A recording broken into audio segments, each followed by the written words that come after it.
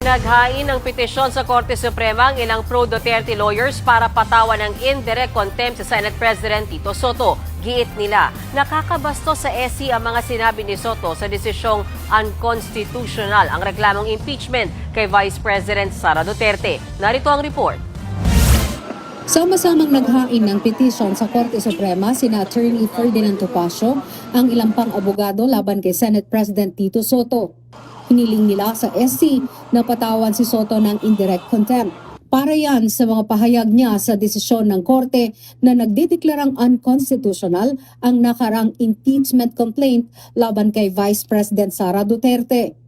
Giit ni Topacio, nakakabastos sa kataas-taasang hukuman ang mga sinabi ni Soto. Plano rin daw ng grupo na magsampa ng ethics complaint kay Soto. Yung pong mga public statements ni Senate President Vicente Soto III, with all due respect to him, ay lumalampas na po sa legitimate commentary, lalong-lalo na po yung may mga statements niya. For example, nasasabihin niya, mas magaling pa ang first-year law student kaysa sa mga mahistrado ng Korte Suprema. Kasama ng mga petitioner si dating Congressman Jing Paras na sang-ayon sa kanila.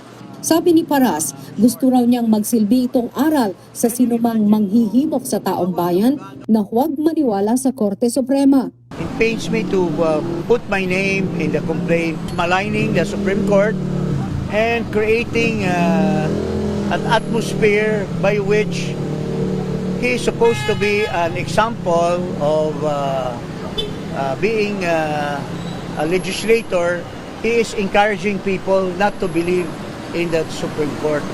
Matatanda ang ikinadismaya ni Soto ang ruling ng SC na labag sa saligang batas ang reklamong impeachment laban kay VP Sara. Tinawag pa niya itong judicial overreach at panghihimasok sa kapangyarihan ng Kongreso sa isang impeachment complaint. Dahil yan sa mga bagong requirements ng SC na ayon kay Soto, hindi naman daw required sa konstitusyon. Impeachment now is an impossible dream. Ayaw na nila may impeachment sa Pilipinas. Yan ang itsura nitong decision na ginawa ng Supreme Court. Kung ang Supreme Court pwedeng galawin ng konstitusyon, abay dapat galawin na namin sapat kami ang empowered to do so. Sa ngayon, hihintayin daw muna ni Soto ang opisyal na kopya ng reklamo mula sa SC bago magbigay ng formal na sagot. Pero hindi lang daw siya ang may kaparehong pananaw. Maging ang ilang retired associate justice at bumuo ng 1987 Constitution at mga din sa law schools ay nagpahayag din daw ng anyay factual error sa desisyon ng SC.